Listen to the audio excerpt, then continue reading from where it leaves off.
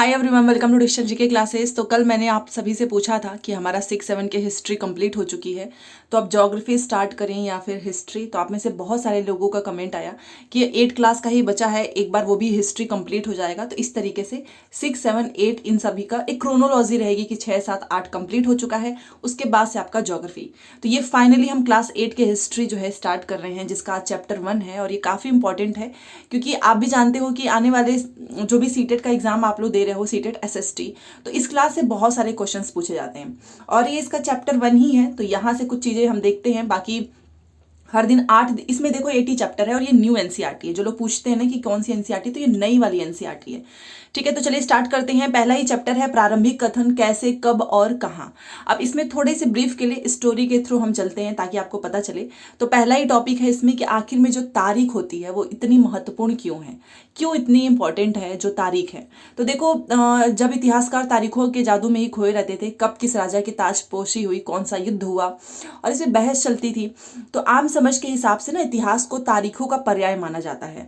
आप भी लोगों को यह कहते हुए सुनेंगे कि इतिहास तो बड़ा बोरिंग सा है भाई, बस तारीख ही रटते चलो। तो क्या इतिहास के बारे में यह धारणा सही है? जी हाँ, आपको पता है कि हिस्ट्री में आपको बहुत सारे जो है डेट, तारीख बहुत ही याद करना पड़ता है, कब कौन सा युद्ध हुआ, कब किसकी मृत्यु हो गई। तो इस वजह से भी लोगों को इतिहास, हिस्ट्री उतनी पसंद नहीं आती है क्योंकि रटना पड़ता है।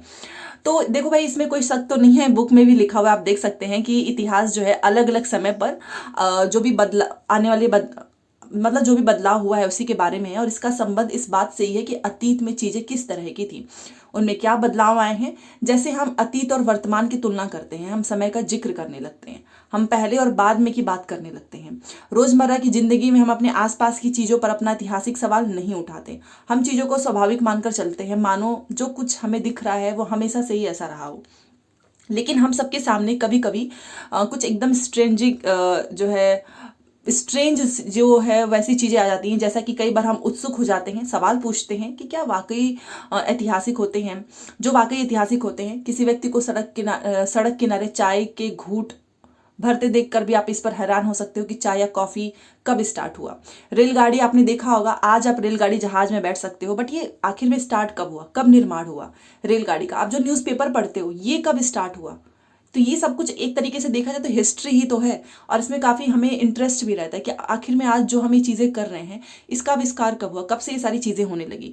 और ये आप एक फ़ोटो देख सकते हैं, एक सेकेंड, यह फोटो देखिए, यहाँ पे देखिए लिखा हुआ है हिंदुस्तान। तो ये क्या है? ये ब्राह्मण, ये देखिए ब्राह्मण ब्रिटेनिया को शास्त्र भेंट कर रहे हैं, ये जेम्स रेनेल।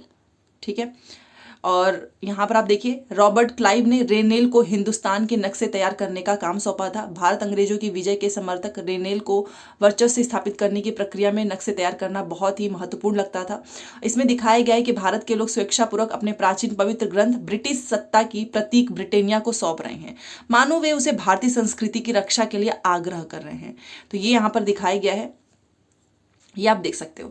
तो आपने देखा कि आखिर में हिस्ट्री की तारीख इतनी जरूरी क्यों है, इतनी इंपॉर्टेंट क्यों है, और इस पे स्टेटमेंट वाले क्वेश्चन बने हुए हैं। इसलिए मैंने पूरा ही पढ़ दिया ताकि आपको समझ में आ जाएगा किसी भी तरीके का क्वेश्चन बने। तो यहाँ से आपने देखा, तो अब हमें समझ में आ जाना चाहिए कि भाई हिस्ट्री बोरिंग सा नहीं है। डेट अपने आप में बहुत ही इंपॉर्टेंट है, क्योंकि अगर कोई चीज़ होगी तो आपके मन में ये सवाल तो आएगा ही ना कि कब ये स्टार्ट हुआ होगा। तो ये सारे ऐतिहासिक सवाल हमें समय के बारे में सोचने के लिए प्रेरित कर देता है। समय को हमेशा साल या महीने के पैमाने पर ही नहीं देखा जा सकता। कई बार इसके लिए कोई तारीख तय करना वाकई गलत होता है, जो कि एक लंबे समय तक चलती रहती है। भारत में लोगों ने ना अचानक एक दिन सुबह सवेरे चाय पीना शुरू नहीं किया होगा।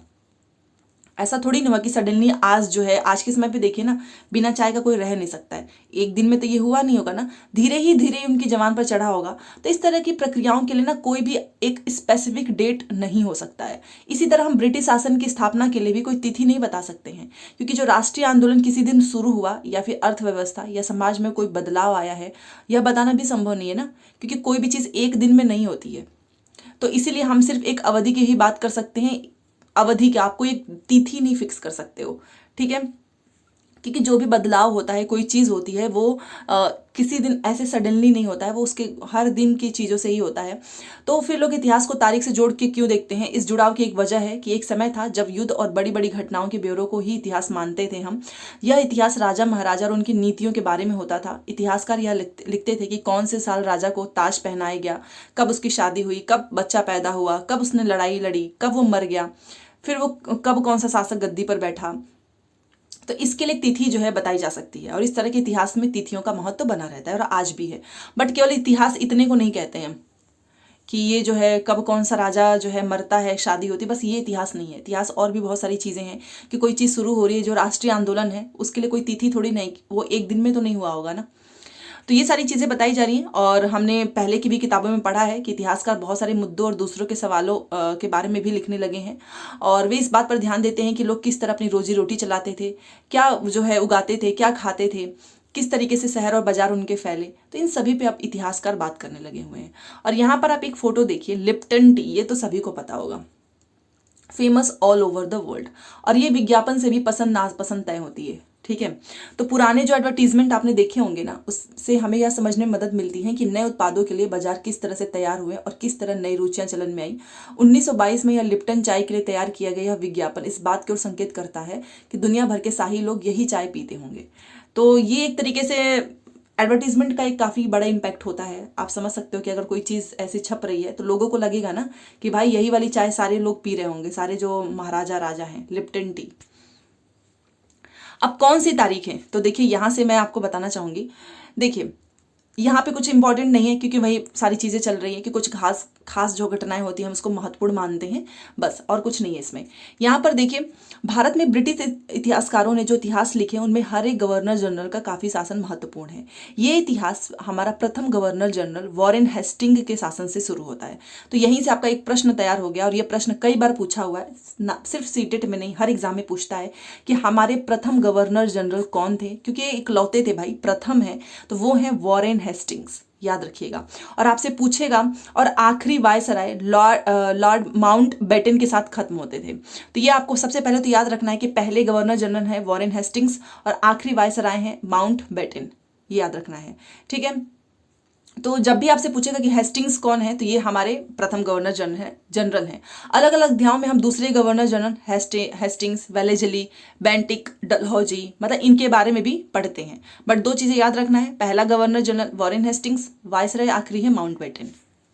ठीक है, ये याद करने वाला था, बाकी तो यहाँ से कुछ याद करने वाला नहीं है, ये कहानी ही दी गई है। चलिए अब यहाँ से देखते हैं, और ये आप वॉरेन हेस्टिंग्स को देख सकते हैं, 1773 में ये पहला गवर्नर जनरल बनता है। ठीक है, और ये इसीलिए जरूरी इंपॉर्टेंट हो जाता है क्योंकि पहली बार कोई गवर्नर जनरल बनता है तो वहाँ से प्रश्न पूछता ही है। तो ये, और यहाँ पे वही है कि किस तरीके से काम होता था, कौन सी घटनाएं पर ज़्यादा जोर दिया जाए, किस तरीके से उसको याद रखा जाए, वही यहाँ पे चीज़ें हैं जो कि कभी एग्जामिनर पूछा नहीं है आज तक।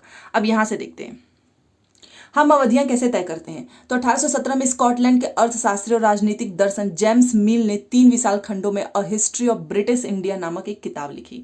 और ये प्रश्न मोस्ट इंपॉर्टेंट है, इतनी बार पूछा हुआ है कि a history of British India किसने लिखा है, तो जेम्स मिल ने लिखा है, वो भी 3 विशाल खंडों में। ये नाम आपको याद रखना है, और आप इसको भूल भी नहीं सकते हो क्योंकि ये इतनी बार पूछा हुआ है, सिर्फ सीटेट में नहीं, हर एग्जाम में। ठीक है, तो जब भी पूछा जाएगा कि 3 खंडों में a history of British India किसने लिखा है, तो जेम्स मिल ने लिखा है। इस किताब में उन्होंने भारत के इतिहास को हिंदू, मुस्लिम और ब्रिटिश इन 3 काल खंडों में बांटा था। आपको मैं बताना चाहूंगी, अभी जो आपका एग्जाम हुआ था जनवरी में, उसमें स्टेटमेंट में एक प्रश्न पूछा है।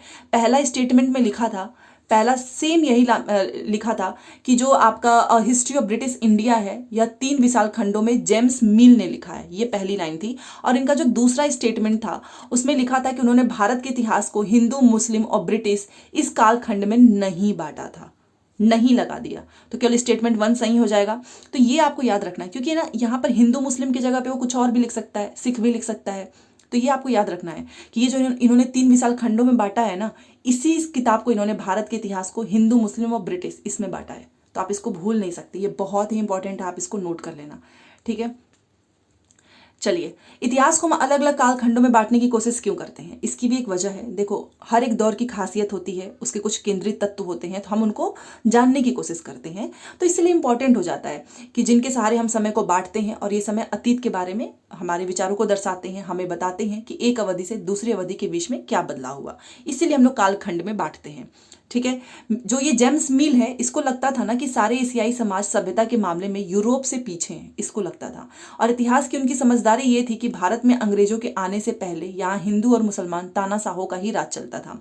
यहाँ चारों ओर केवल धार्मिक बैर, जातिगत बंधन और अंधविश्वास का ही बोलबाला था। ठीक है।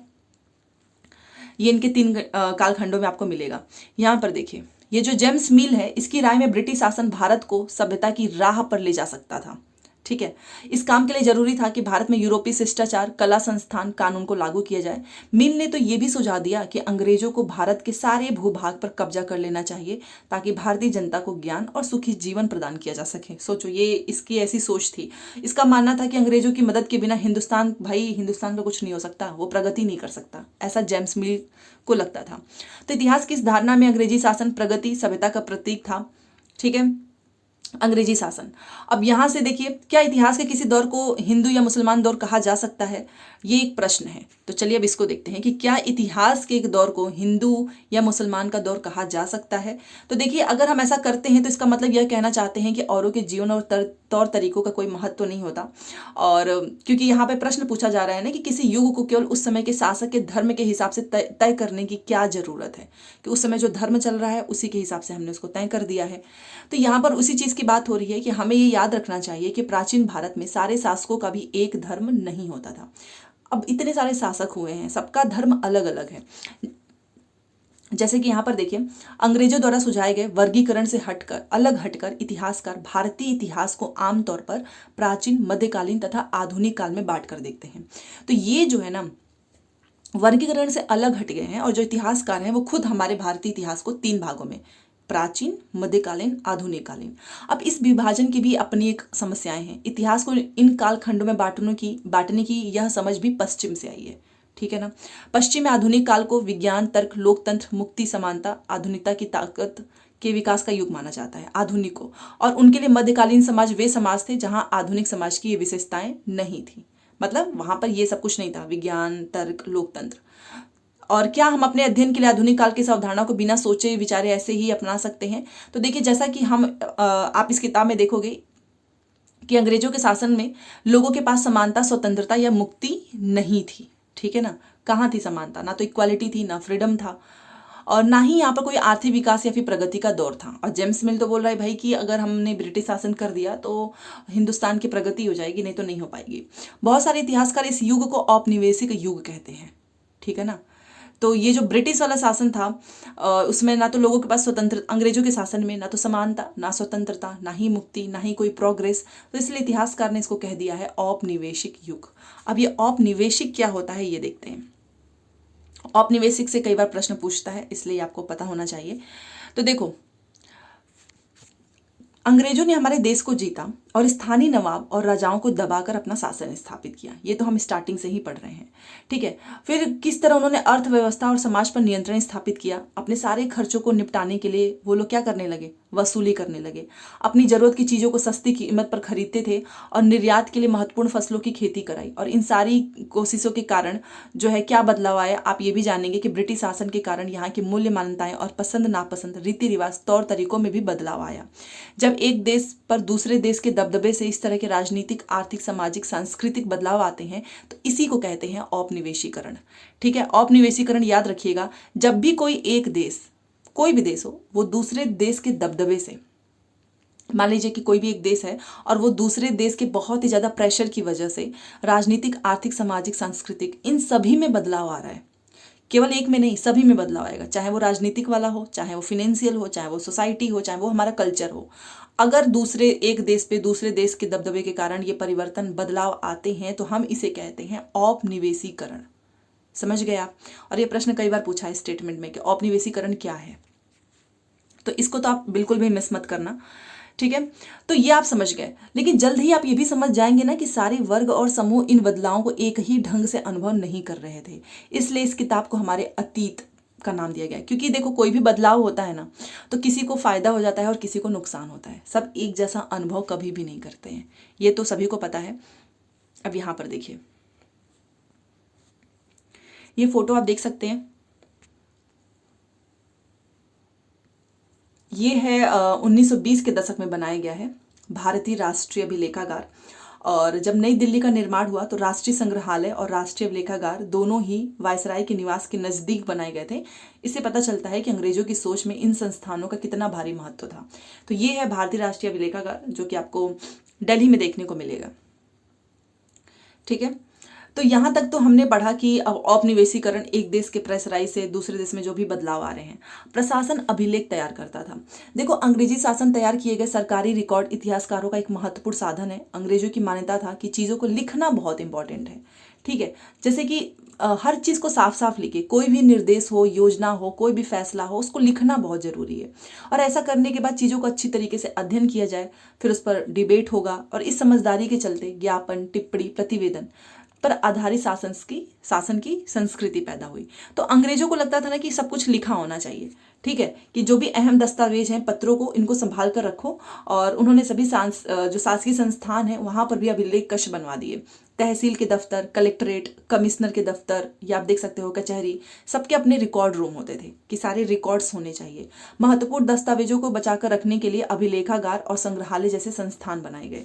तो ये आप जो देख रहे हो ना, अभिलेखागार संस्थान, यहाँ पर इंपॉर्टेंट जो डॉक्यूमेंट्स हैं उनको बचाकर रखने के लिए। ठीक है, तो ये बनाया गया था भारतीय राष्ट्रीय अभिलेखागार 1920 के दशक में। तो ये चाहते थे कि भाई हर चीज़ ना रिटन में होनी चाहिए।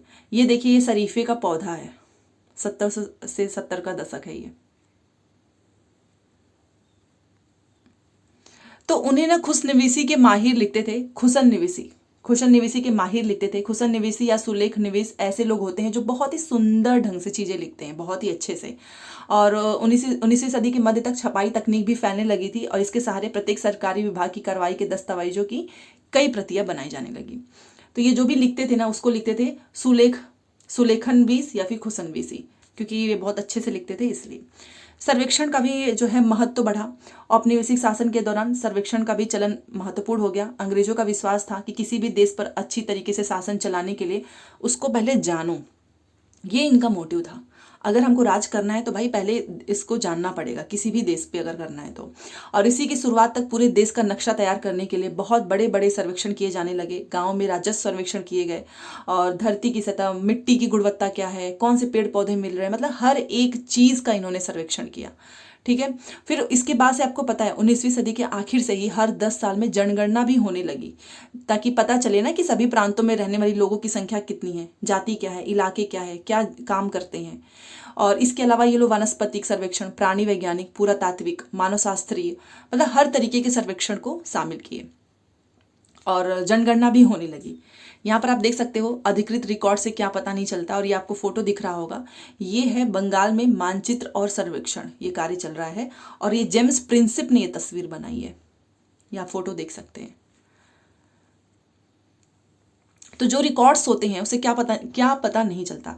रिकॉर्ड्स के इस विशाल भंडार से ना हम बहुत कुछ पता लगा सकते हैं, फिर भी इस बात को नज़रअंदाज नहीं कर सकते कि ये सारे सरकारी रिकॉर्ड हैं।